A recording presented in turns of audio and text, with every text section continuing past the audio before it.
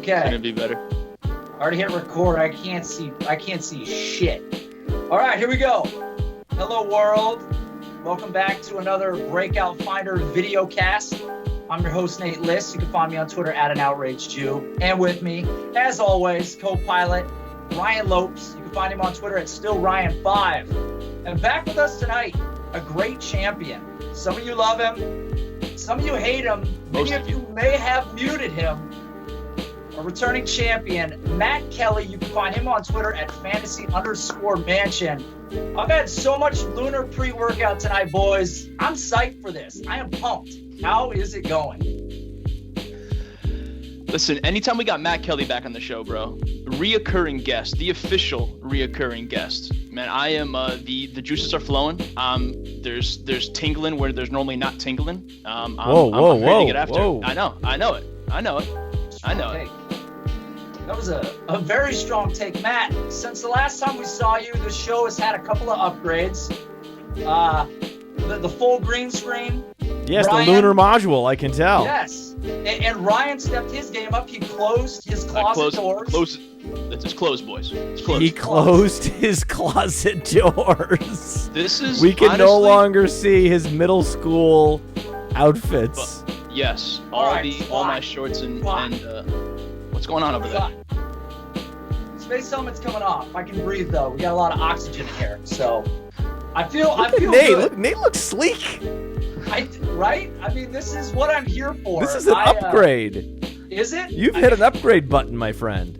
We don't do enough video work on the Sonic Truth podcast, which you can find on iTunes and all listening formats. Just like this podcast, you can find just about anywhere. Search the Breakout Finder podcast. Download it. Subscribe, rate us. Be honest with us. If you don't like it, let us know. If you want Ryan to keep his closet open, let us know. Tell me about it. Tell Ryan about it. Listen, Matt, I want to jump right in. This is what we do on the show. There's no playing around on the Breakout Finder. Very serious podcast. We jump right in. We do. We don't mess around. So let me talk to you about this Rotoworld blurb. Because Rotoworld is where most people get their football news outside. The best place to find news on players. It's a great place to find it. So this is on Ronald Jones. With or without Evan Silva. A fan favorite, right? Ronald Jones says he needs to prove he can be dependable and get back on track. As far as I know, Peyton Barber is the only person in front of him. What's going on with Ronald Jones? You buying it? Yes, I'm buying it. I just drafted Ronald Jones in a Superflex mock draft seasonal league, half PPR. So running backs have more of a premium in half PPR. And I'm in on Ronald Jones. I'm in on Ronald Jones because the Tampa Bay Buccaneers could be top 5, at least top 10 in the NFL in scoring. And you want offenses that score points, especially the running backs that are scoring a disproportionate number of those touchdowns. And most of the prolific offenses, like the New Orleans Saints, they already have the Alvin Kamaras. You can't get these guys. They're first-round picks. The idea that you can get the starting running back for a prolific offense, regardless of any of his measurables or college production or history of busting in the NFL, to get a guy like that in the 10th round of a seasonal league and maybe a round or two earlier in a dynasty league, I'm in. I'm not practicing take lock. We didn't like Ronald Jones as a rookie because he was overdrafted by Tampa Bay, one of the worst front offices in the league that focus on the wrong details. They focus on the wrong details, selecting a satellite back that can't catch in the second round, the early second round of the NFL draft last year. And for that reason, he was a first-round pick. We faded him very hard. No one that listens to the Sonic Truth podcast has any Ronald Jones. But now, yes, you can put your toe in the water in seasonal leagues especially. Ooh. Go get some Ronald Jones and take advantage of that upside. He's not a starter, right? You already have your starting running backs established when you go out and grab a Ronald Jones because it's upside only. But the upside is there. He ran track. He runs a sub-4 540. And he can deliver explosive plays, and there's going to be plenty of red zone opportunities. Those things together, I'm in. I'm buying. There's not a lot of competition like we were talking about. Ryan, what's your take on Ronald Jones? I know Matt and I murdered him for an entire preseason, but I'm with Matt. I mean, the opportunity looks great right now. Where are you at on it, Ryan? Yeah, I think Matt kind of alluded to, man. This is a Buccaneers offense that is getting ready to take off and perhaps join you in outer space, Nate. This is an offense, man. Bruce Arians led offense. You know, you can't talk about Tampa Bay without mentioning Bruce Arians' name. I have never, not once in the last 5 months, heard anyone reference the Tampa Bay Buccaneers without also immediately mentioning it's the Bruce Arians offense. So he's the name, man. He's the glue that's gonna make this whole thing work here and hold this rocket ship together. Yes, he's the glue guy. Sure, yeah. He is the glue guy. He is another reference, bro. You know what's going to propel this offense beyond to Bruce Arians? You know what's more important? Jameis Winston. Their being defense. Good at football. Oh. Not being good. Their defense can't stop anybody. Their offensive line can't block anybody. That means they're going to have to throw the ball. That means they're going to have to score points in order to be competitive, especially in the NFC South. It's all about the level of competition they face in the NFC South, the fact they'll be playing a lot of dome games with great weather in the NFC South, and a lot of shootouts where they have no choice but to go up-tempo and run a lot of plays and go out and try to score a lot of points. That means you want Mike Evans. That means you want Chris Godwin. That means you want O.J. Howard. That means you want Ronald Jones. That means you want Jameis Winston. I don't have some special insight beyond what's on Rotoworld about Ronald Jones. I just focus on the right details in fantasy football. If you're going to pick a team in Florida to chase, it ain't the Dolphins. It ain't the Jaguars. It's the Tampa Bay Buccaneers. Strong ending to that, man. I started counting in my head. I'm like, how many teams are in Florida? I also lost track, dude. This is but the biggest thing about this coaching staff to me too is that they're new here. They're gonna forget all about, I'm gonna go real narrative-y here for you guys. They're gonna forget all about, as Matt said, that terrible forgettable Ronald Jones rookie season, man. This is a clean slate. You know what I mean? This is an offense that should be, juiced up, ready to go. Matt touched on the draft capital. It's an unsettled backfield. You mentioned Peyton Barber. Peyton Barber's not he's only going to hold off Ronald He's Jones a replacement level back in the NFL. Exactly. Everybody knows this. Every fantasy gamer knows this. Every NFL general manager knows this. We know what Peyton Barber is. There's no organizational investment in Peyton Barber. He went undrafted. The only back in that backfield with any organizational investment, any sunk cost, it's Ronald Jones. It's in Jason Light's best interest for Ronald Jones to succeed after he selected him in the early second round. So there's organizational pressure to get him in the game and give him a shot. And Peyton Barber really becomes the value here with Ronald Jones' spike, though, because one injury to either player, whether an injury to Barber or an injury to Ronald Jones, you have the primary back here. I think we all agree that Ronald Jones is going to get the opportunity to take this job and literally run with it. But in the event of an injury, it's good to have Peyton Barber at his cost. And I think people are still a fan of Peyton Barber because that ADP has always been, a reasonable price. But with the Ronald Jones spike, it makes him even more accessible to most owners. That's right. I mean, he has no breakaway run ability, right? So a lot of the same things we complain about with David Montgomery are the same traits that we have with Peyton Barber. That, the 3.4% breakaway run rate on player profiler is outside the top 40, but he is elusive between the tackles. Inside the top 35 in juke rate, 24.4. So he does break tackles, and he is going to be their go-to guy close to the goal line. And if we believe there will be a lot of points scored, well, Peyton Barber is going to get opportunities regardless. And Ronald Jones has a history of lower body injuries going all the way back to his time at USC. So it's possible that Peyton Barber has the same opportunity share, which was top 10 in the NFL last year. It's shocking, right? That stat's just the wind just blows your hair back when I say top 10 opportunity share. But if the offense is scoring more points in this Bruce Arians offense, then that just means more goal line opportunities, more fantasy points for Peyton Barber. So you don't drop Peyton Barber just because we're more excited about Ronald Jones. Peyton Barber is still worth stashing in fantasy football. It could be a flex play, especially if anything happens to Ronald Jones. You just want anyone commanding a significant opportunity share in this offense. It doesn't matter if they're a sub-athlete. It doesn't matter if they flamed out last year. You just want to take shots on this offense. You know, Matt, about 25 minutes ago, before you started that rant right there, you dropped the word complaining. And it's funny because it reminded me of a recent DM that I got with some complaining inside of it. And it pertains to the rankings over at playerprofiler.com. Were they complaining your mic isn't loud enough? It sounds like your mic isn't even turned on. That it's the default audio input from the computer that we're hearing. There's no way that is true. Hold on. It's the only mic I have in outer space. That can't be right. And here's what they said, Matt. This is what they said. And it was a complaint. Ryan sounds better than you do, and you're supposed to be the audio engineer on this show. Well, I left all my equipment back at Earth. This is in regards to Chris Godwin. If we can stay on track for a moment here. Stay focused, boys. It's getting hot. It's real hot. It's getting hot in space. It's getting warm. So in regards to Chris Godwin and where you have him ranked, somebody told me privately over DM. That you have him ranked over Kenny Golladay, T.Y. Hilton, and just behind DJ Moore. And they think that is absolutely insane.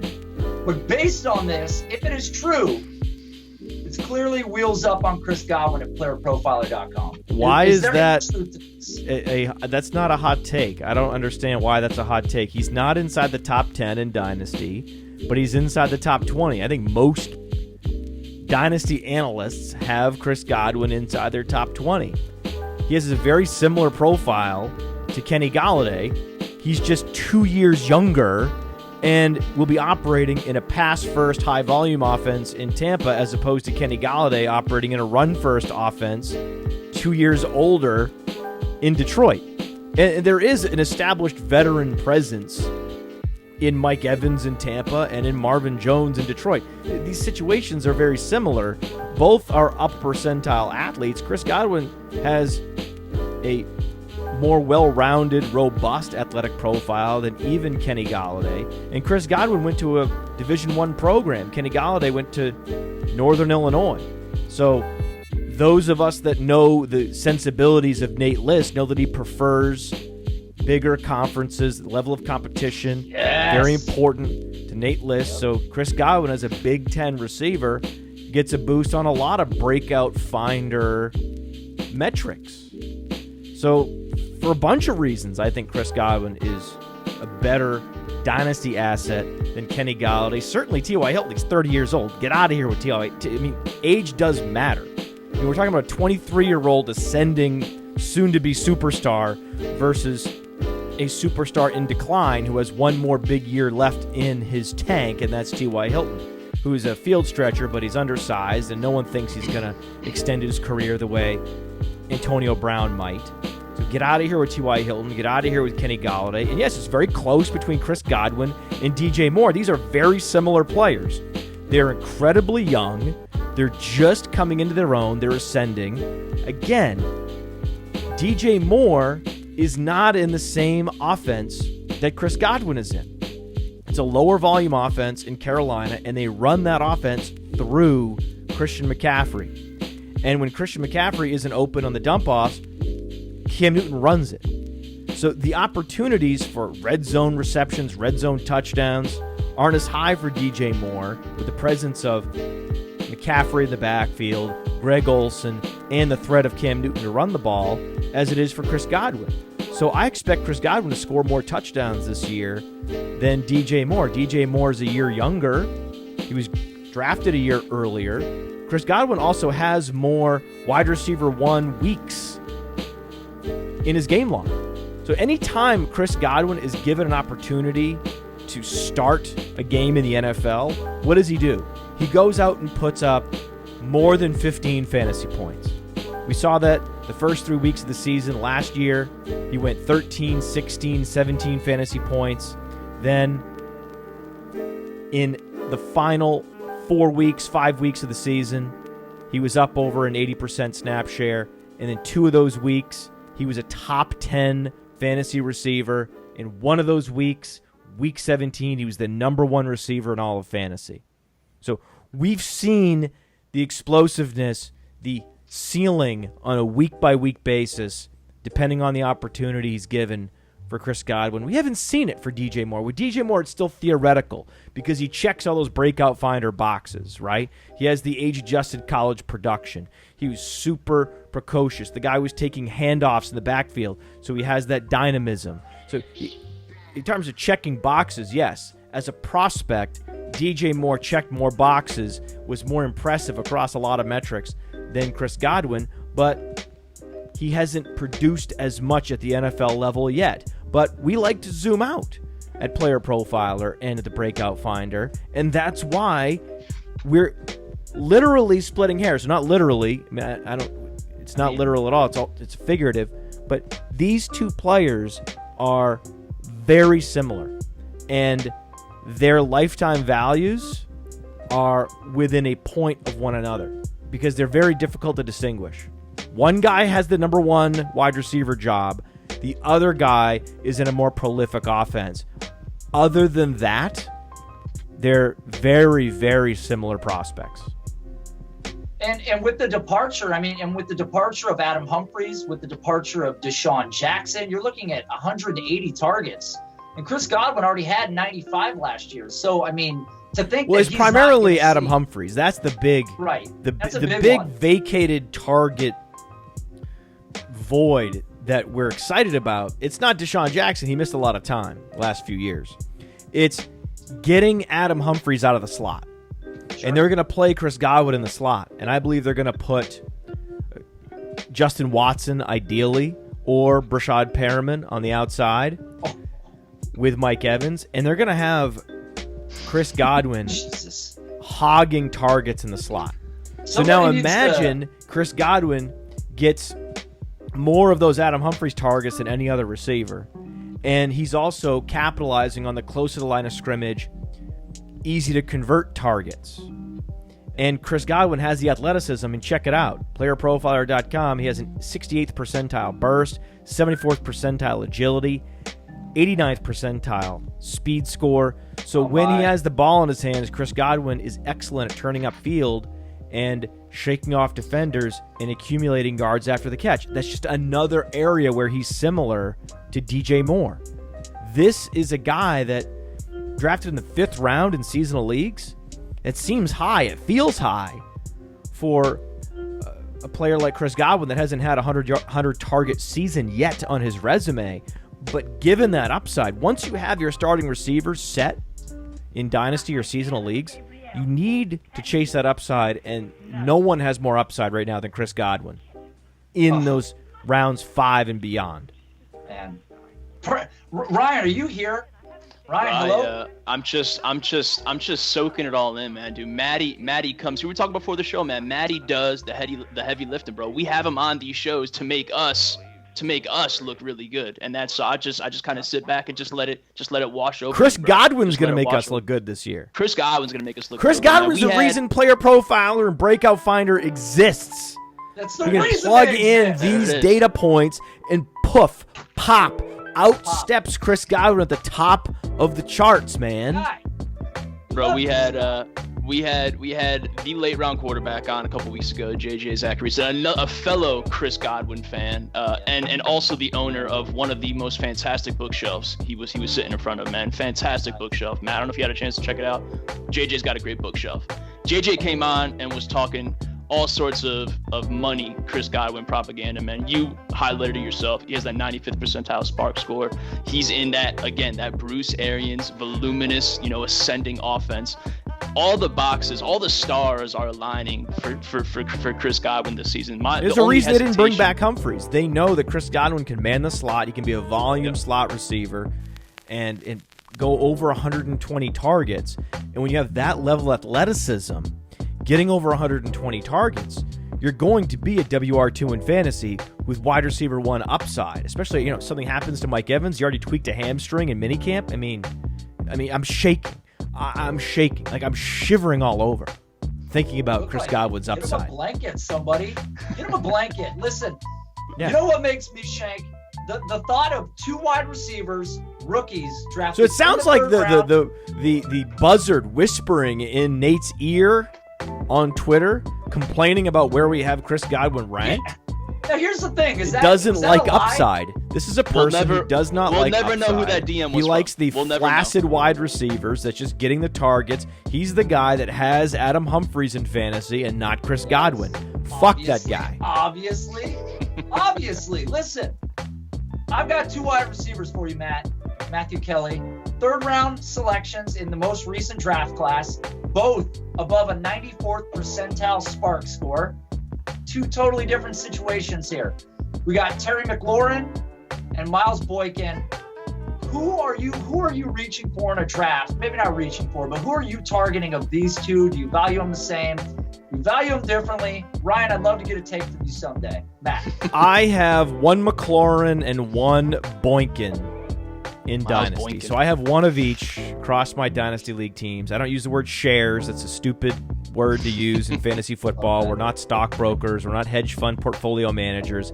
Fuck out of here with shares. Wow, I didn't realize these are not. This is not a commodity. These are human beings that are proxies for fantasy points in this game we call fantasy football. So I like to humanize them as much as possible and not pretend to be a stockbroker. It's just fantasy football. Get over yourself. Now, with Terry McLaurin, his athleticism is as good as it gets in this class. I mean, the class was known for incredible athleticism.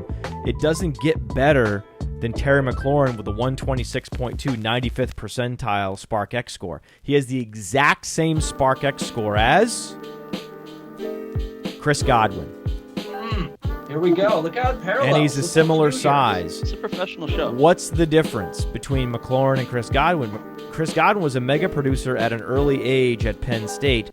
McLaurin was never a mega producer because he was at Ohio State where there was significant target competition, more than Chris Godwin faced at Penn State. Although I will say the target competition for Godwin at Penn State was NFL receiver Deshaun Hamilton, best NFL running back Saquon Barkley, NFL tight end Mike Gesicki. So it's not like Chris Godwin had no target competition. He had a lot of target competition. It's just another reason to like Chris Godwin. But Terry McLaurin has exciting upside. The problem is he's only 6 foot, 210 pounds, and he was never the focal point of an offense. Miles Boykin, he's 6'4", 220. He also has 95th percentile spark score, but he was the focal point of an offense, even if it wasn't an efficient offense at Notre Dame. Because he was the focal point of an offense, because he has the size to operate as a true X receiver and command more volume at the NFL level, I'd prefer Boykin, especially in a league where it's not draft master. So if I'm setting my lineup in a best ball scenario, I'm going Terry McLaurin. I don't overthink it.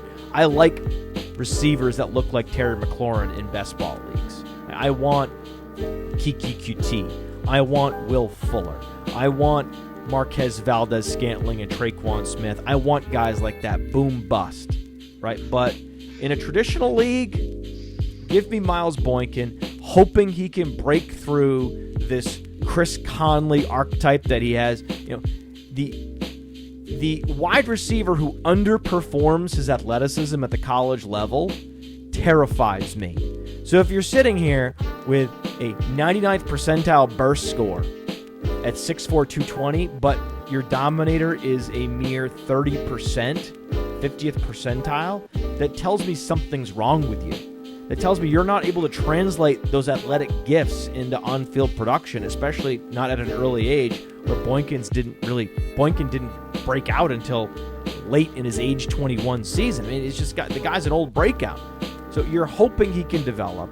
And when guys like Matt Harmon and others that break down the film, say, hey, we like what we're seeing from Boykin. He finally got an opportunity with Equanimous St. Brown graduating or leaving for the NFL. He finally had his opportunity. He flashed some exciting playmaking ability. That's enough because neither of these guys project to be number ones in the NFL. Can I drop 2 points before I pass this over to Ryan? Because there's a couple things you touched on. Number one, using the Breakout Finder to kind of look at some of this data. And this information, all this stuff will eventually become available. You can check things out at breakoutfinder.com. But when we're talking about these two players, when you look at their level of competition, number one level of competition score in the entire draft class, Miles Boykin. Number 8 was Terry McLaurin. And then when you look at the teammate scores between these two guys, which helps us understand, the players that they played with, and it helps identify that market share. Because right. Well, that was one of the comments made by Matt Harmon, is that if you watch Miles Boykin play, he's going up against elite corners, a lot of corners that were drafted by NFL teams this year. So the plays he's making, the receptions he's converting against true number one alpha corners is even more impressive. And exactly. And so Miles Boykin, when you look at going back to the teammate score, he was number 14 in teammate score in the class, which is still pretty good.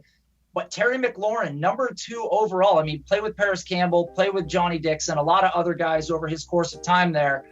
And so he has a high score too, which helps us understand kind of what that market share is about. But I'm with you. I like Miles Boykin's upside.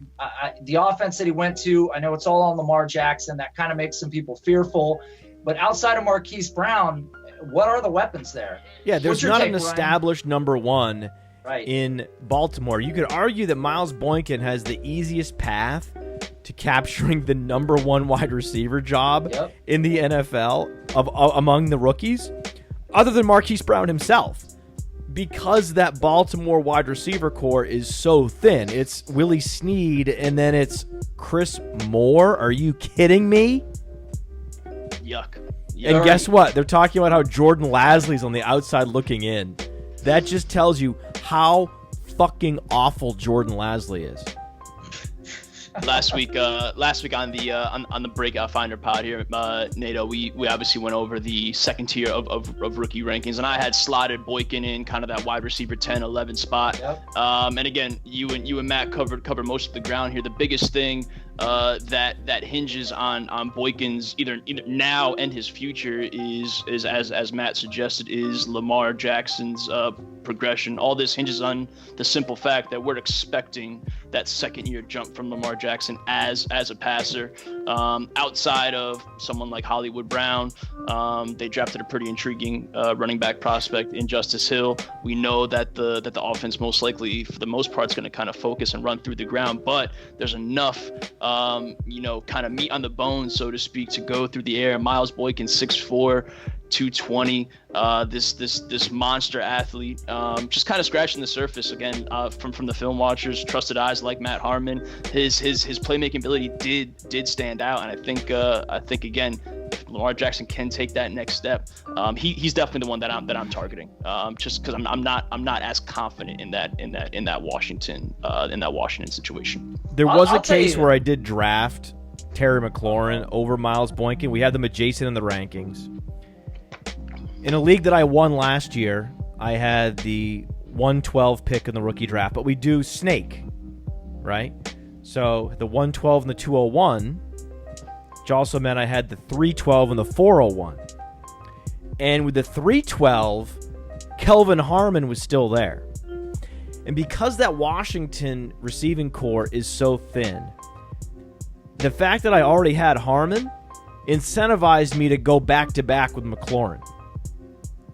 So now you have Dwayne Haskins in Washington. And if Dwayne Haskins is the real deal, as I think he is, I think Dwayne Haskins is the best thrower in this class. And I think that he and Kyler Murray are both locks to become productive NFL quarterbacks. Just a question of how quickly they can make that leap. And I think that Dwayne Haskins makes the leap faster than most football analysts believe. And when he does, one of Kelvin Harmon or Terry McLaurin is going to follow him with that trajectory. Trey Quinn certainly could lead this team in targets in year one, but who else would be there? Would it be Josh Doxson? No, Josh Doxson's the most fraudulent athletic wide receiver in the NFL. Get him out of here. Get him out of here. Right. What about Paul Richardson? I think Paul Richardson's missed his window. I like Paul Richardson, but I think he's missed his window. Who's next? Right? It's Harmon and it's McLaurin.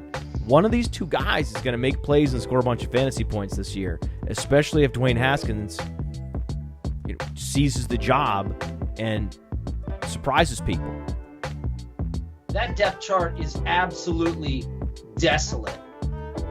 Now, Matt, it's customary on this show for me to drop his name every episode. Now, I know that you and I share a predilection for hating on this player, but we should talk about him now, and this is where Ryan's going to disagree completely. Alexander Mattison, is he still a burnt turd, or can he be polished? Be nice, boys. Be really, really nice. Why are we talking about Alexander Mattison? I don't understand the fascination. Every show, bro. Every show. He's an unproven, unimpressive, direct backup. He's not worth drafting in seasonal leagues because he's a mere handcuff to an established bell cow who's not going anywhere in Dalvin Cook. So if you're drafting Alexander Mattison, you're hoping for an injury? Yep. That's just not how I live my life, man. I don't. That sounds really depressing. Why do that? Right? Why not just not draft him and not worry about him? He's just not a player I'm interested in. There's a lot of other direct backups that have a faster, easier path to commanding touches and are in even more interesting offenses if things break their way, or are operating in offenses where the organization has shown a lack of faith or not a full commitment to the running back in front of them. So, for example, take a Dexter Williams. The Green Bay Packers have not indicated to us that they're fully committed to Aaron Jones the way the Vikings are fully committed to Dalvin Cook. So for that reason alone, put their profiles off to the side. Dexter Williams is a more impressive athlete than Alexander Mattison. Dexter Williams was more efficient when called upon at the college level than Alexander Mattison. But regardless, Dexter Williams is potentially the number 2 running back for the Green Bay Packers, the prolific Green Bay Packers. The Green Bay Packers who have yet to fully commit to former 5th rounder Aaron Jones. So it's a different thing. Talk about, there's no way Alexander Mattison is going to outplay Dalvin Cook. There's no way Dalvin Cook's going to faceplant. There's no way Dalvin Cook's going to fumble in week 1 and start losing touches. It's going to become a hot hand situation. That's not going to happen in Minnesota. But if Aaron Jones fumbles in week 1, you won't be surprised when it's a hot hand situation in the second half of that game, and all of a sudden everybody's rushing to the waiver wire to get Dexter Williams. Close your eyes. You can see that in your mind's eye. The path for Alexander Mattison isn't there. And even if he were elevated, I wouldn't be that interested. I wouldn't be the guy that's, putting that 80% of my fab budget down on Alexander Mattison. I just wouldn't do it. Other running backs on the depth chart can step up because Alexander Mattison just isn't interesting. Like, he's not fast. He's not particularly slick in the passing game. There's just not a lot there to like. He's just a replacement level cardboard cutout backup running back with draft capital. Those guys come along every year and they're never interesting. And I don't understand why we have to talk about them. So you're saying he is a burnt turd. So Ryan, on the rebuttal here, I know you're a Madison fan. You caped up for him before. I know your fists are balled up right now. Let it out. Let it out. I'm shivering with anger. No, man, Matt's painting the realistic picture. We talked about Mattison pre-draft. We talked about Mattison a handful of weeks ago when we were talking about the third tier of my personal dynasty rookie rankings. The asterisk, the caveat with Alexander Mattison is exactly what Matt just said. The path isn't there. It's not clear. you are investing in Alexander Mattison, and not in hopes of, because no one hopes that a player gets injured, but the Alexander Mattison investment comes with, I imagine, thinking that you're not confident in Dalvin Cook's ability to run out an entire 16-game season or whatever the case may be. Dalvin Cook is a full-blown bell cow, and he got hurt, tore his ACL, like a lot of running backs tear their ACL, and then the hamstring injury last year was a complication because he sped up his recovery timeline from the torn ACL. That's what happens. Most of these players, like Kevin Durant, are rushed back into production. Absolutely. Right? Absolutely. So that's what happened to Dalvin Cook last year. It's not like that hamstring injury was a brand new injury unrelated to the ACL. No, he had this problem with his knee. It was exacerbated last year, and yet still he was number 2 in the NFL in evaded tackles per touch. Despite it all, operating at less than 100%. Dalvin Cook is an excellent running back in all phases. He is better than Alexander Mattison in every way possible. If you are the coach of the Minnesota Vikings, at no point are you sitting there thinking, hey, you know what? I think Alexander Madison's the better running back to have in here for this particular play call. The only way Alexander Mattison gets on the field is for that one drive when Dalvin Cook needs a breather. All right, so for one drive a game, I'm just not interested. Alexander Mattison goes to Tampa. We're not having this conversation. I'm loving Alexander Mattison. I'm saying the same thing with Alexander Mattison that I was saying about Ronald Jones, because the running back position is replaceable, and it is highly interdependent on the context of the offense, and beyond the offense, the defense. We talked about it, the schedule, everything that's driving the fantasy production of Dalvin Cook, of a Ronald Jones in Tampa, right? It isn't helping Alexander Mattison because he didn't go to a team that's scoring a lot of points and has a wide open depth chart. He was helped by the draft capital, right? It's exciting that he went in the 3rd round. He went higher than most people expected. So he gets overdrafted in rookie drafts because of the draft capital, but I'm more concerned about the landing position and being banished behind Dalvin Cook is a bigger concern than the 3rd round draft capital is a boon in the case of Mattison. There's not a podcast in the galaxy that has put more time into Alexander Mattison. We've covered so much Alexander Mattison ground, bro. This is what people are going to pay for. Why don't we talk about every backup running back that doesn't have a path to fantasy relevance? Why can't we do that? We don't spend enough time doing that. We should talk about why aren't we talking about Rod Smith? Rod Smith, the number 2 running back in New York. We should be talking about him more.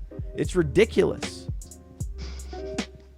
And incidentally, in a vacuum, if I were starting a franchise today and I needed a running back, I would rather have Rod Smith. Rod Smith is a better player than Alexander Mattison in a vacuum. Lots of players, but they could bring back. But no one talks about him. The running back that actually has a better path to week 1 touches, has more upside, and is operating in an even more exciting, where context, an offense where the ceiling is in your mind's eye. It's a projection. It's completely speculative, but it's so tantalizing. That's Chase Edmonds in Arizona, because they're going to run so many plays. David Johnson's going to have to come off the field. He's going to have to come off the field a lot more than Dalvin Cook to rest, right? What do they want to do in Minnesota? They want to grind clock. That gives the running back an opportunity to rest. What do they want to do in Arizona? They want to run as many plays. They want to set the record for plays run per game. That means David Johnson's going to have to come off the field a lot, and we're going to see a lot more Chase Edmonds in week 1 than we do Alexander Mattison. And Chase Edmonds is a better athlete and has a better all-around skill set, especially as a receiver, than Alexander Mattison. And yet, Alexander Mattison, because he's a rookie, right? He's the new thing. He's involved in a lot more dynasty conversations than Chase Edmonds, and it makes no fucking sense. Look at the banner at the bottom, guys. You see what I wrote there about Fantasy Mansion, Matt Kelley, what was going to happen. This is what happens. This is the thing. Let me tell you what the Oakland Raiders are going to do and what they want to do. They want to start Darren Waller at tight end. It's happening. Resident Oakland Raiders expert here in Ryan Lopes. Ryan, field this Darren Waller thing for me. Tell me, is it actually going to happen? Is Darren Waller going to replace the Jared Cook opportunity here? So we were talking pre-show. I like Darren Waller. I like Darren Waller late in drafts. The Jared Cook thing last year was simply out of necessity, man. I think that kind of got exaggerated, overblown a bit. I think Darren Waller is going to have the chance. He's going to be given all the opportunity. You can type in Darren Waller on Google and the Raiders and see all the positive coach speak, all the hype coming out of camp. Jon Gruden's ready to give this guy all he can handle, and it's essentially his job to lose. John Paulson over at 4for4 does the vacated targets for 2019. The Raiders are at the top of the list by a wide margin, 70%, man, 23 targets a game. However, working against Darren Waller and Darren Waller's favor, obviously the Raiders went out and got someone named Antonio Brown. They signed Tyrell Williams. So a lot of those vacated targets, a lot of that empty, and all those targets that have to be, fulfilled again, those are going to land in the wide receiver's hands. So I think there's a lot to like about the Darren Waller spot, just simply because there isn't really an able body behind him. They drafted Foster Moreau in the fourth or fifth round. There it is. There he is. Foster Moreau is just as athletic as Darren Waller. The difference is that Foster Moreau was a 90th percentile spark athlete at 253 pounds coming out of LSU. Darren Waller is not the athlete he appears to be on playerprofiler.com, because Darren Waller has gained at least 25 to 30 pounds since he entered the league, so he can hold up at the tight end position and block edge rushers. So he's not running a 4.46 at 6'6", 255. That's not possible. We just have his workout metrics from 30 pounds ago, and we don't have a way to adjust it because he doesn't rerun the 40. So just so you know, just so the people know, Darren Waller's workout metrics on Player Profiler are fraudulent, whereas Foster Moreau's are legit. Longer term, I prefer Foster Moreau to Darren Waller. And there's a 5-year age gap between these two players. And for those people that don't know anything about Darren Waller, he's a converted wide receiver. This is not his primary position coming out of college. So we realize that when he came and in college, he was outproduced by Darren Smelter. And there was a lot of high hopes for Smelter, my goodness. But I'm with you on the Foster Moreau Was it thing. Darren Smelter? Yeah, you got him. You got him. They were both named Darren. There were two Darrens at Georgia Tech. DeAndre Smelter. Oh, DeAndre. That's what it was DeAndre Smelter. I knew I had that wrong. No experts on this show anymore. Still, we get the Smelter part right. That's all that matters. Some of it. That's the important part. Exactly. But yeah, he was the number 2 behind DeAndre Smelter. And he's had to put on 30 pounds to stay relevant in the NFL. I can't get as excited about Darren Waller as those close to the Raiders who are practicing confirmation bias, just reading the headlines and hoping for the best. They're forgetting about Foster Moreau.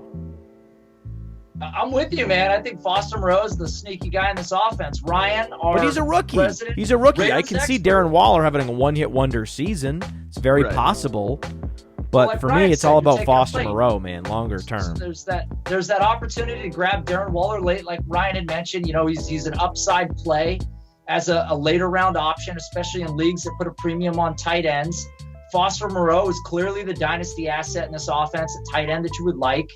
It's a good athlete, and he's more experienced at the position.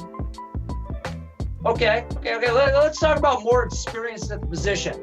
Ryan added a question here. It's a good-looking question, by the way. Ryan, great addition here. Regarding the Seattle Seahawks backfield. Rashad Penny's sophomore season. Are you interested? Are we still buying Carson? Are we avoiding everything altogether? Matt Kelley. Who is buying Chris Carson? Oh, cat's out of the bag. I mean, has anyone been buying Chris Carson in 2019? Who is this mystery bidder on Chris Carson? This question was Nobody wants Chris Carson. Everyone is context. running and hiding from Chris Carson for good reason.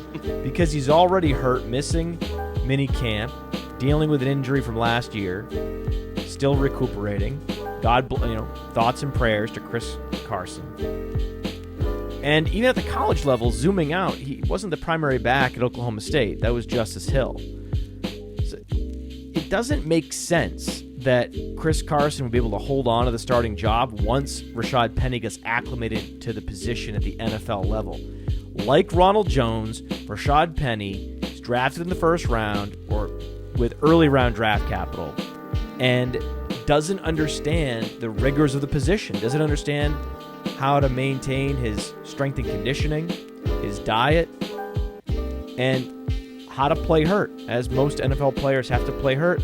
It all came as a big surprise to him coming from San Diego State. It makes sense that a guy that had one of the best speed scores in the draft, a draft that included Nick Chubb, Darius Geis, and Saquon Barkley, that he would be less prepared for the NFL coming out of San Diego State than a running back like Saquon Barkley. And that's exactly what we saw. But I give these running backs, especially first-round running back, with a 90-plus percentile speed score and having rushed for over 2,000 yards at the college level, I give these guys the benefit of the doubt that they can figure it out. So for that reason, I like Rashad Penny even more than Ronald Jones. Because Rashad Penny, what he has going for him is that Seattle's a run-first team. Yep. So even if they're not going to score as many points as Tampa, they're going to be handing it off a lot. And longer term, we have Penny ranked ahead of Carson on the player profiler dynasty rankings. Ryan, what you wrote the question, Ryan. This was clearly on your brain. Are you in lockstep with Mr. Fantasy Mansion here? I am, dude. I rarely try to butt heads with Mr. Fantasy Mansion here, but Matt is absolutely right. In a dynasty context, looking ahead, there is no question here. This question, I should have prefaced it by saying this was in a season-long context, only because our friend Evan Silva he shared a link at some point late last week. I think it was. He was in one of the latest FFPC, the football guys, $350 buy-in, whatever. Him and his co-owner, they came away with both Chris Carson and Rashad Penny. Carson went around earlier in the fifth or the sixth. Penny, around later in the 6th or 7th. I personally, the first time I've ever seen someone double up on the same backfield, let alone with these two guys. I guess to Matt's point, the idea is that Seattle's going to remain a run-heavy offense. I just think this question was formed literally out of that draft and that draft alone. Just a super interesting situation where you see both these guys. If it's a muddled backfield at all, you don't double up. You're limiting your upside. You're paying twice to get the same upside. So why do that? It doesn't make sense. You don't draft Todd Gurley and Darrell Henderson. You just draft Darrell Henderson. You don't draft Sony Michel and Damian Harris. You just draft Damian Harris. You don't draft Chris Carson and Rashad Penny, Evan Silva. You just draft Rashad Penny. All right, we're going to roll to a question here that's off topic. We are coming off of Father's Day weekend, a weekend where I threw down with many Patriots fans, more than I could handle. My fingers were getting tired. I had a good Father's Day. I imagine Matt Kelley had a good Father's Day. I don't know if Ryan is a father. I'm assuming not. Never heard. Not that I know of, bro. Not that I know of, bro. You never. And it made me start I think that a good Father's Day is measured by how many minutes you have alone in the house. My family asks me, what can I do? What can we do for Father's Day for you? And I said, leave. This is the high-level lifestyle takes that you get from Maddie, bro. Well, this is no. This made me. I'm with them, man. Sometimes you want some alone time. The house to myself. I want to watch the television at whatever volume I want to watch it. I want to eat whatever I want at whatever time of day I want. I want to come and go as I please for one day out of 365. That to me is the greatest gift a family can give a father on Father's Day. It's totally admirable. I wish and my Nate life agrees. Every father agrees. I do. This is unanimous. True. You could poll 50 million fathers, and 50 million fathers would agree to this. It would be 50 million 100%. To 0. 100%. Sure. So this brought this thought to me. Men just want to be left alone. Matt, okay, let me ask you a question that's stemming off of this. I started thinking about this question, and there's a lot of probably terrible fathers out there. Who do you believe is the worst fictional father of all time? Because it popped into my head. I thought of one. I go, that guy's a terrible guy. He's a terrible human being. So I got one. Who is your worst fictional father of all time? God. If we have the same one. I'll take it. He's stuck with it. Damn it. This is the one you sent me. It has to be God, because God is fictional. Wow, here we go. We're gonna lose. Ratings are heating up. Ratings are heating up. And he sent his fictional son. Here's the dip. On a suicide mission. You don't recover from this, Ryan. How does it get worse than that? Well, I mean, yeah, that's it. What an asshole. That's a bad one there. I mean, God, I don't even know if I could respond to that. We're in treacherous territory. I was gonna say, do you have one, Ryan? You want to go? Everyone agrees that God is a fictional entity, right? It's pure superstition. No one actually believes this shit, do they? Now, Matt, I'm super close to him. I popped open the good old Google Doc, and I saw you in your blue text this late second edition. So I was on the drive back home from the office. I was literally thinking of one. The guy that I came up with was the dude in the Lord of the Rings, man, that sent his son out to the battle in the river there, and he came back half dead. He tried to burn him. I think his name was Lord Denethor, bro. I thought that dude was a dick. Lord Denethor's right up there with God. Okay, so wait a minute then. Take Matt's mic away. we're gonna have to mute him. Here was mine, and I don't know, maybe you'll disagree. I thought Stannis Baratheon, not the worst father of all time. Bad dad. Bad dad. Burned his own daughter alive. Dude, it was either him or that dude Craster that was having sex with all his daughters and feeding the babies to the white. Dude, that dude was also a bit of a dick. That's not a good look. A bit of a dick. A lot of bit of a dick. A big dick. Yeah, when you're feeding the inbred babies to the White Walkers. Right. Not good. Not a good look. Not good. How about perpetrating a fraud on mankind and leading armies into battle, killing men and women in the millions in your name? Oh my gosh. What is the next question you have written down? Wow, I'm spinning right now, and I'm running out of oxygen in my space shuttle. Ryan, you read this one. You did a bunch of bolds and I get really excited. I get really excited to talk football with Matt, dude. So Matt again, as he always does, covered a lot of ground already. We talked a little bit about we talked a little bit about DJ Moore. We talked a little bit. Matt dropped MVS already in that Green Bay offense. Matt dropped Kiki Kuti already. I'm wondering, the question was, I dropped a lot of names here. Matt, feel free to share a name, maybe 2, maybe 3, of your favorite kind of those mid-rounds, round 7 to 8 to 9. We're looking season long here. Who are you investing? Again, you talked about it before. You want those upside selections. Who do you think, wide receiver-wise, possesses that upside selection? Are you all in on MVS? Are you all in on one of these Houston wide receivers? Well, MVS is too early. He's more of a later round pick in seasonal leagues. Okay. He's in the double-digit rounds. But we talked at the beginning of the show about Chris Godwin. So if you like Chris Godwin, then you also like DJ Moore, as we talked about earlier. So those are the two guys that come to mind first.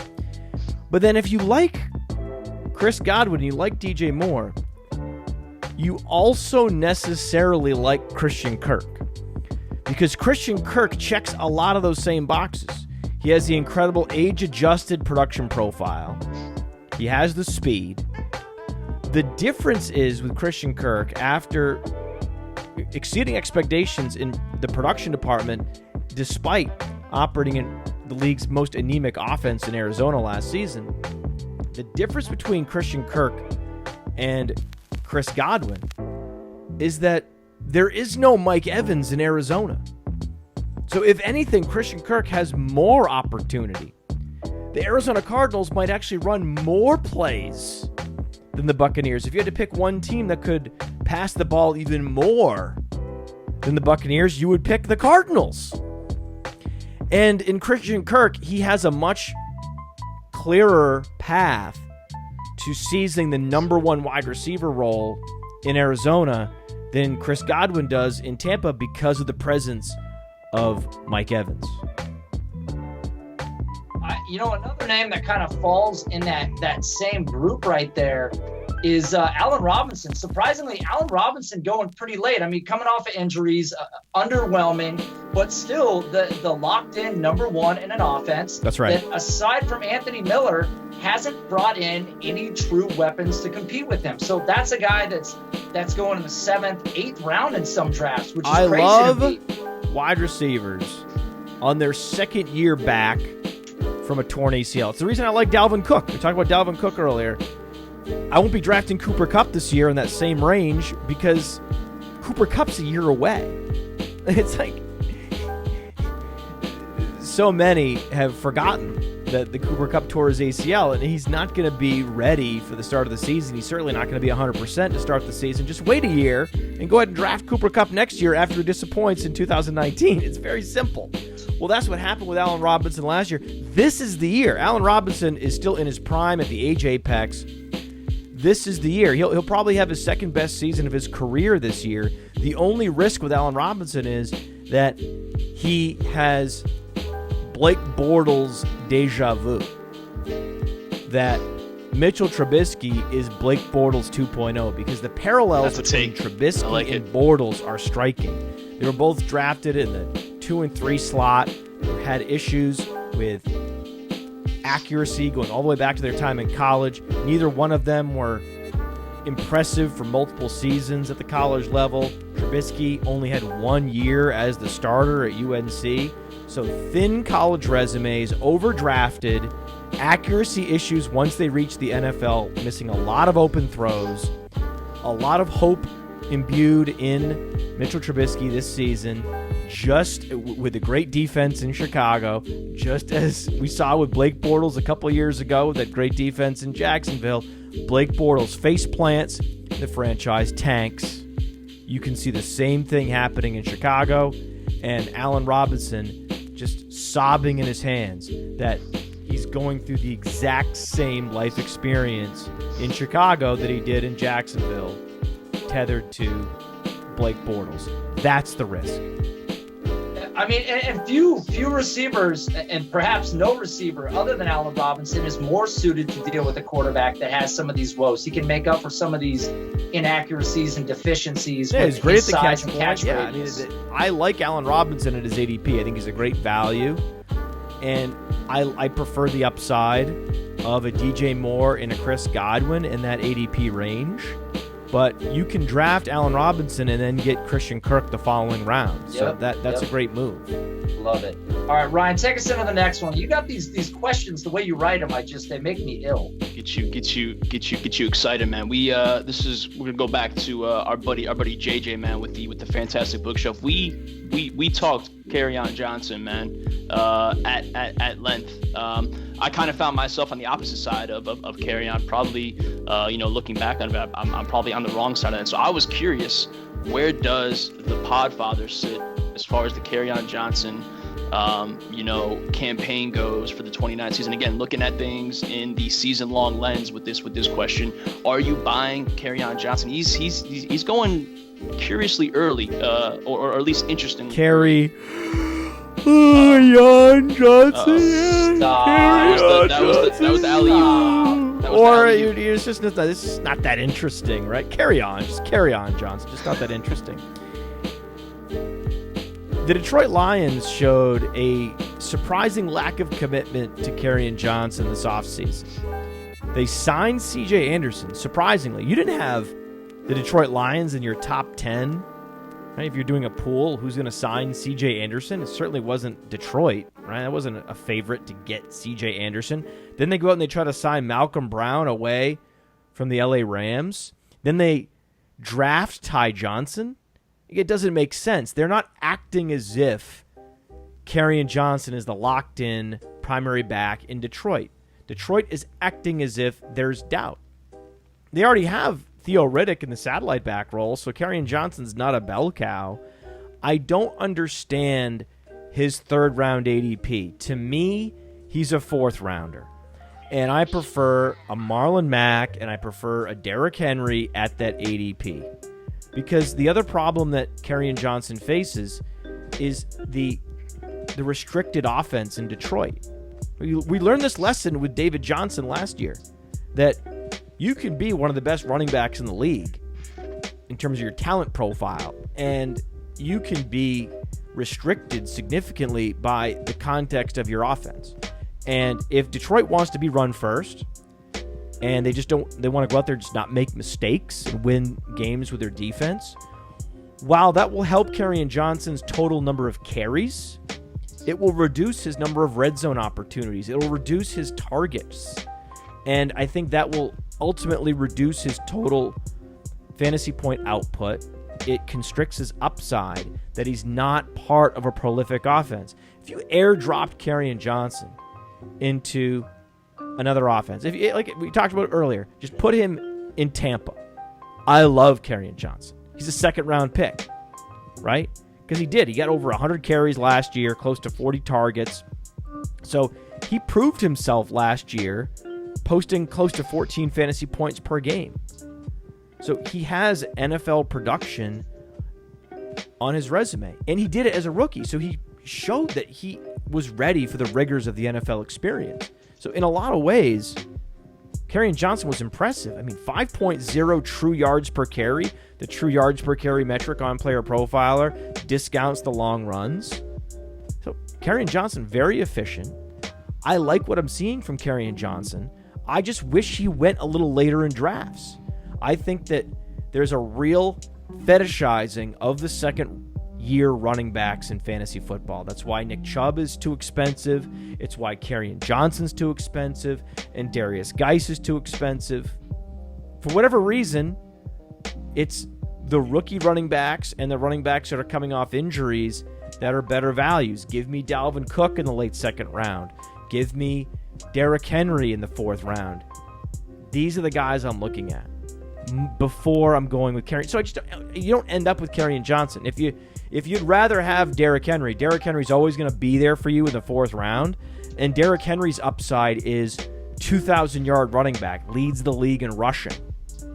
It doubles Kerryon Johnson's touchdown total. And so for that reason, it's all about Derrick Henry. It's going to be the Derrick Henry show this year in Tennessee. If I'm going to take a running back that's going to be a workhorse and a run-first offense, give me Derrick Henry, the Greek god in the backfield, not Kerryon Johnson, just, a good, solid player, but not Derrick Henry level explosive size-adjusted athleticism. What do you say to the people that are speaking about Derrick Henry? Sticking on the Derrick Henry topic here. What do you say to the people that are, I guess, overlooking, for lack of a better word, Derrick Henry, or passing on Derrick Henry, given the production or lack thereof? I think pass catching ability has jumped the shark in fantasy football, especially in PPR leagues. Right, I think that Derrick Henry is appreciated in half PPR and certainly in standard. You're not going to get Derrick Henry in the fourth round. People in standard know that you want to chase the touchdowns. You want guys that look like Derrick Henry. But in PPR leagues, the target share has completely jumped the shark. And by all accounts, Derrick Henry is not a bad receiver. His catch rate was over 80% last year. So when he's targeted, he's efficient. And Dion Lewis has one of the most checkered injury histories among all NFL running backs. He's now on the wrong side of the age apex. You could see them phasing out Dion Lewis and treating Derrick Henry as a full-blown bell cow. And in that context, he can get up there close to 40, 50 targets just on dump-offs and design screenplays. That makes him an RB1. I gotta circle back to the original question here with Kerryon Johnson. Matt and I are gonna disagree a little bit here. I think that Kerryon Johnson showed everything you want to see out of him to prove that he can be the back in this offense. Now, admittedly, Matt made a great point. He talks about how Detroit used him.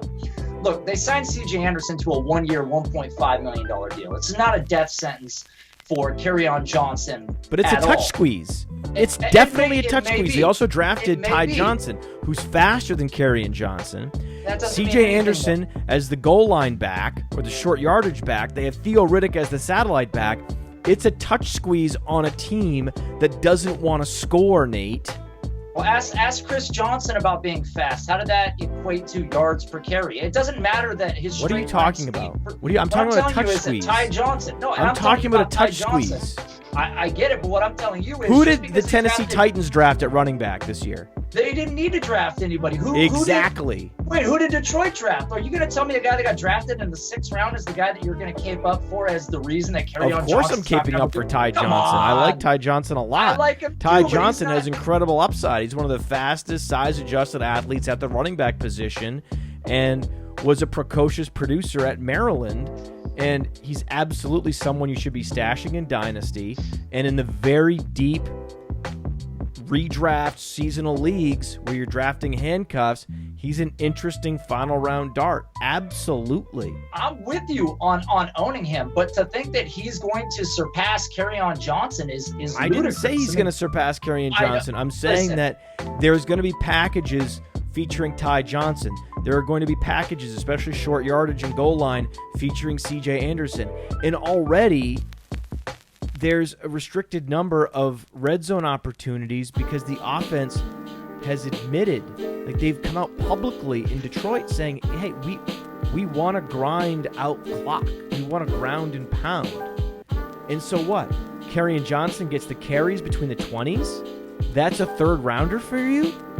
On the Detroit Lions? He gets the carries between the 20s on a low-volume offense? Are you fucking kidding me? 3rd rounder? Why is it low volume? So hold on. Wait, C.J. Anderson has 134 carries over the last 3 NFL seasons. He's irrelevant. He's not irrelevant. He's absolutely not irrelevant. Backup to have behind him. Look, he's not irrelevant because he will cost Kerryon Johnson precious touchdowns, and he's not irrelevant because it signals to us that the Detroit Lions coaches don't love Kerryon Johnson as much as fantasy gamers do. Where are you seeing this? Where are you seeing that they're saying that they don't love Kerryon Johnson? They drafted no running back early. Look at Dalvin Cook. They drafted a running back in the 3rd round. You're bringing up a 6th round selection and a guy that signed a 1-year deal that has 134 carries out. And they tried to sign Malcolm Brown. Why this incredible investment in the running back position in Detroit? Why? Yeah, why is that an incredible investment? But Malcolm Brown would have cost him like $3 million over 2 years. So they didn't get him because... And then Alex Dunlap talks to the running back coach from the Kansas City Chiefs, and he's gushing over Damian Williams, saying Damian Williams is going to be the full-blown bell cow. You want Damian Williams in fantasy football. He has a similar conversation with a coach from Detroit, and the coach just shrugs when asked about Kerryon Johnson. But bear in mind, Kerryon Johnson also does not play a full season last year. He has nearly 40 targets. You can expect that he's going to see at least 70 targets. You have not argued in any way that Kerryon Johnson should be drafted earlier in fantasy football, that he's an early 3rd rounder in seasonal leagues. He is absolutely not. In that range, you're taking Damian Williams if you know what you're doing, assuming Dalvin Cook is off the board. And then in the late 3rd round, you're taking Marlon Mack. And then in the 4th round, you're taking Derrick Henry. There's no spot in a draft where it makes sense to take Kerryon Johnson. It just doesn't. Same thing with Sony Michel. These are just Sony Michel and Kerryon Johnson are players that will never find their way onto your team because they're being overdrafted in the 3rd and early 4th rounds. It doesn't make sense. First off, don't bring Sony Michel. The guy's got 12 targets in his lifetime. Kerryon Johnson is a 3-down back. If Kerryon Johnson weighed 10 more pounds, you wouldn't be saying any of this. You're only saying it because he's deficient of the Matt Kelley threshold. Kerryon Johnson was great last year in his opportunities. LeGarrette Blount was there. Kerryon was a rookie. Kerryon proved that he can catch the ball. He's dynamic in space. He's a good athlete. He was good in college. The yards per carry, the yards created. It was a good offensive line. This is a team that didn't draft anybody. This is a team that signed a veteran running back that hasn't carried the ball at all over 3 years. The only running back they drafted was in the 6th round. He was a more one-dimensional back than Kerryon Johnson, who's also slight in size. I get what you're saying. If we're talking seasonal, I can see the argument for the touch squeeze, but I typically speak. I like Kerryon Johnson in Dynasty. I have him in multiple Dynasty teams. I don't, but I'm also open to trading him. I've already traded him in one league because I think that he's going to disappoint fantasy owners this season. He just is. Matt Kelley, Kerryon Johnson's 22 years old. Aren't you an ageist? Don't you believe in the age? He's 22 years old. It's like in soccer with the transfer market. You're always open to selling players if the transfer fee is high enough. And I'm always open to hearing offers for a Kerryon Johnson. I packaged Kerryon Johnson and a player and a pick to get Alvin Kamara.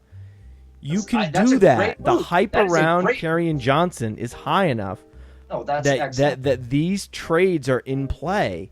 And because I don't see a scenario apart from C.J. Anderson and Theo Riddick getting hurt where Kerryon Johnson operates as a proper bell cow this year, I feel like now is the time to trade him.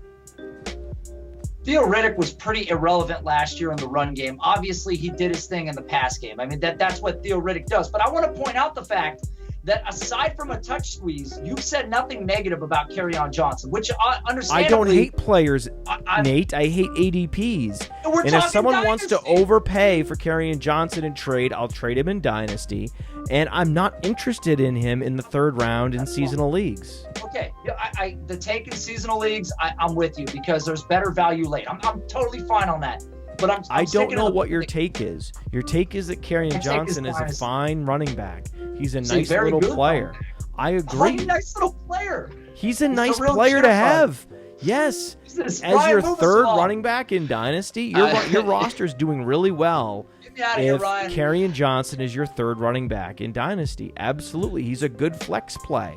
Oh, Jesus. No doubt. Absolutely. But my Dynasty rosters have real RB1s in the RB1 slot, and I have players that look like Marlon Mack and Damian Williams and Derrick Henry in the RB2 slot, and there's just no room other than flex and RB3 for someone like Kerryon Johnson this season.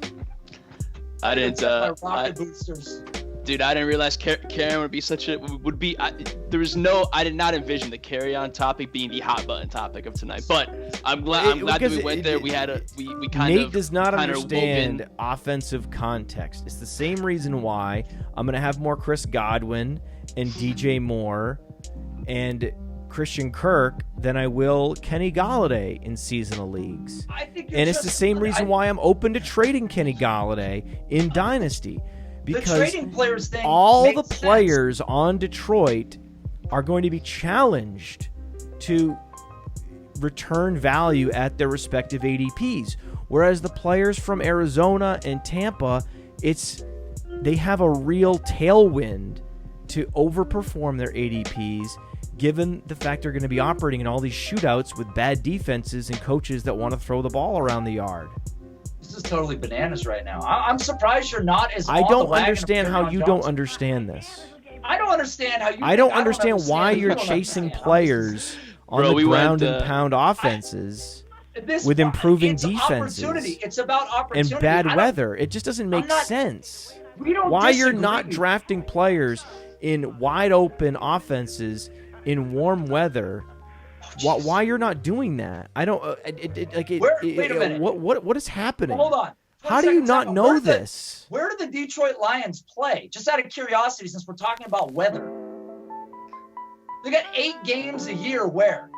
Yeah, I know they're a dome team. Well, geez, I mean, clearly, for Christ's sakes, they got more dry games than most. No, but teams Minnesota is now an outside stadium. Chicago is an outside stadium. Green Bay is an outside stadium. Get us out here, Ryan. I'm explaining to you why you don't want players on the Giants. That's another anemic offense that doesn't get the benefit of warm weather during the fantasy playoffs. The same thing with the Buffalo Bills. Now we're comparing. Brian. We went. I just don't understand. Like, to me, it's obvious. To me, you have to be brain dead not to understand why you want to chase players on teams like Arizona and teams like Tampa. Like, to me, You're this not is wrong. obvious. We get And that. and you're not picking up on this. Like, you're basically, there's no way Kerryon Johnson's ADP can go higher, right? You're buying at the exact top of the market on a player in a situation that is unfriendly for scoring points. It doesn't make sense.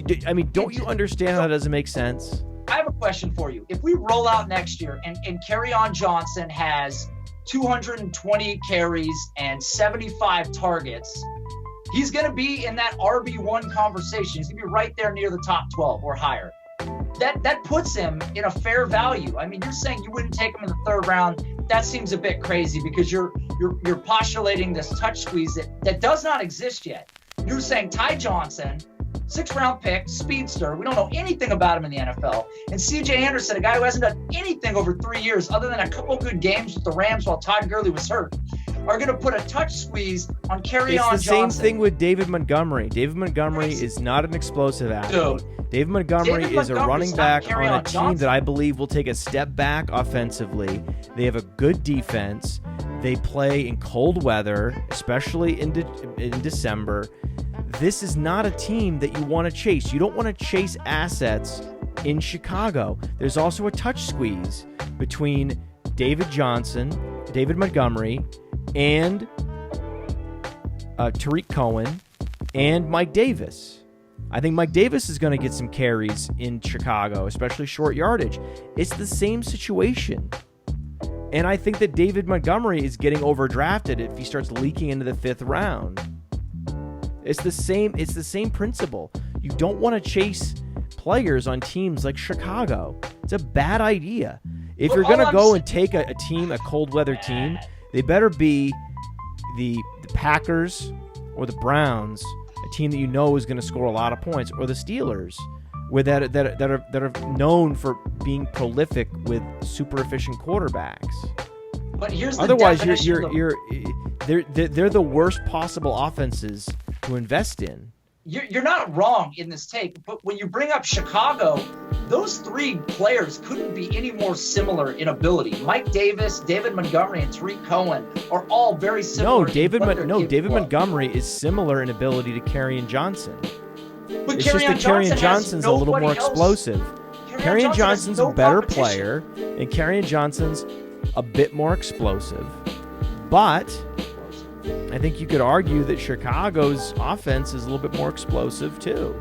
So I think there's a balance there. I think they're very similar players, and I don't know why Kerryon Johnson's seasonal ADP isn't closer to David Montgomery's in the 5th round.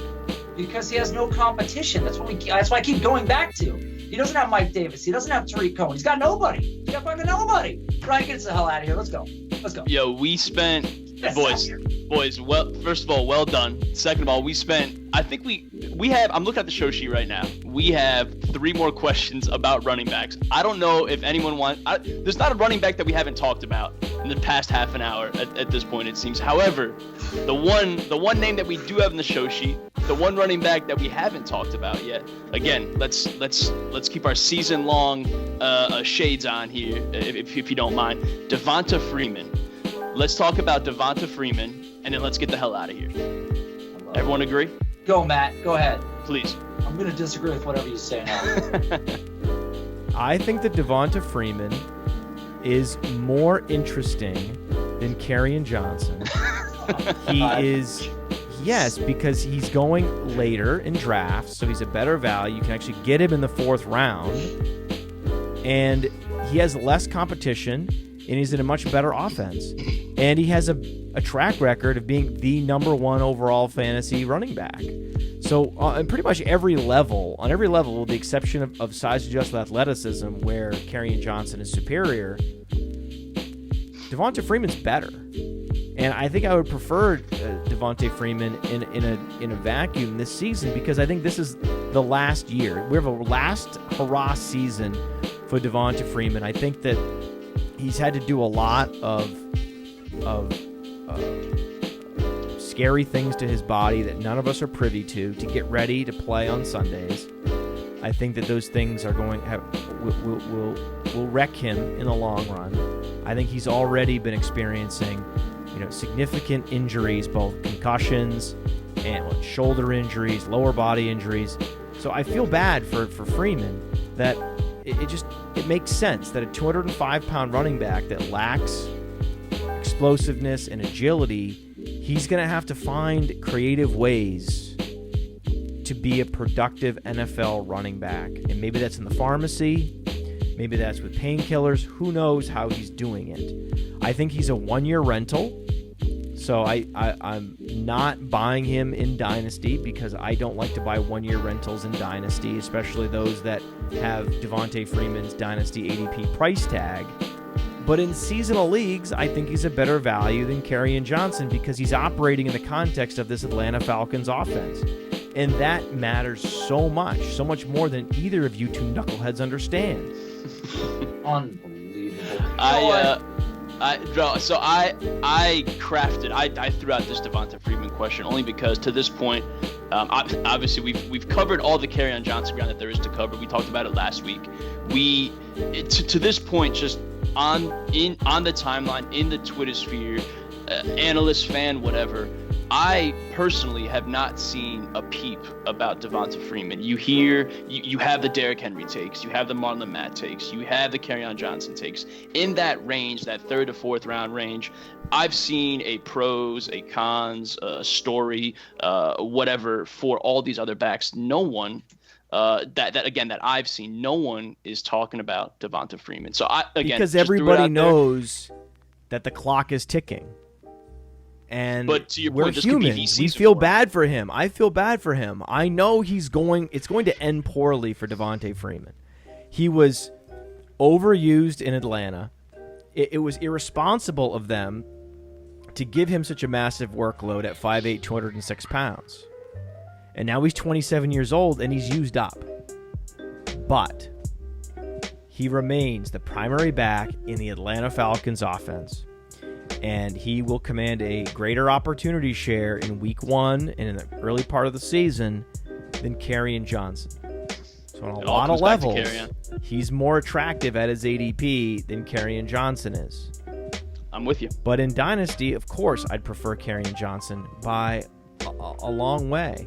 And if I were in trade discussions, I would bend toward trying to send my opponent Freeman and talk up Freeman and hold on to Johnson because I do like Kerryon Johnson's long-term potential. You're not wrong. I'm 100% lockstep with you on the Devonta Freeman in 2019. Even potentially over Kerryon Johnson because it's a swan song year for him. There's nobody behind him. You're totally right. It's Ito Smith. It's Kenyon Barner. It's nobody. It's nobody Brian else. Hill. Brian Hill. Brian Hill is the handcuff there. I don't believe you went there. Really? Are you serious? Brian Hill is this show is running one of the most underrated running backs in the league. Brian Hill is going to get an opportunity eventually, and he has an all-purpose back skill set. He's 220 pounds. He has above average athleticism across the board. He commanded targets even from Josh Allen, who's a downfield thrower at Wyoming. Brian Hill was commanding targets in the passing game, was very productive at Wyoming despite the presence of an NFL quarterback. Brian Hill is eventually going to get an opportunity, and if Freeman goes down, you need to rush out, run out, do whatever you can to get Hill. The Brian Hill take was the cold water on the episode that was unexpected. I am not a fan.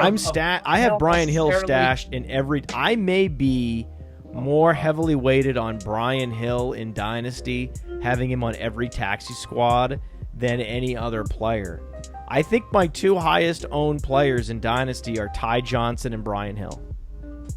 What a awesome, bro. No, you couldn't tell me we were gonna have a Brian Hill take to end. I could have told this. You. No, because Brian Hill, I qualify for truther status on Brian Hill. You know he's only 23 years old. Don't stop. Just stop on the Brian Hill thing. He coming out of college, he was one of my favorite backs in terms of. He's only 23, Nate. This is why we qualify for truther status on. You know, it took Fred Jackson until age 27 before he was finally given an opportunity to break out. And Brian Hill was a 5th round pick. He didn't even go undrafted. You're unbelievable. You are unbelievable, sir. Ryan, get us out of here. You know that Brian Hill had a higher yards per carry than any other top fantasy back last season? 7.8 yards per carry for Brian Hill on 20 carries. On how many carries? On 20 carries. And Ryan, get us the fuck out of here. Listen. As Brian Hill, always, the most efficient running back in the league last year.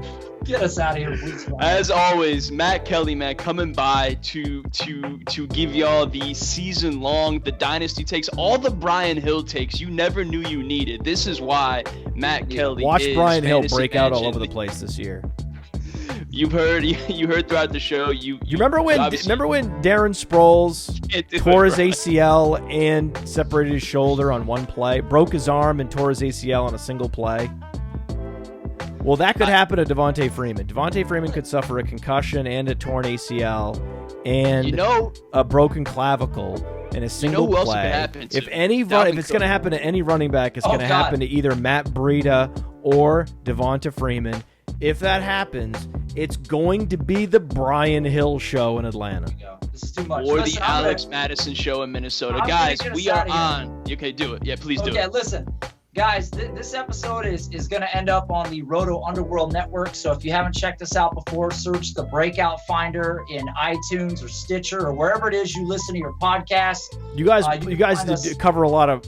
This isn't the first time you've covered Brian Hill, right? The Breakout Finder is all over Brian Hill, right? Yes, I feel like of all the running backs that are 5th or 6th on their respective depth charts, that Brian Hill is number 1 in the Breakout Finder. Listen, please check us out on Twitter at Breakout_Finder. If you're obviously, Matt Kelley if you're watching this video. And now you know Brian Hill. Twitter at fantasy_mansion. Do not go look for Brian Hill.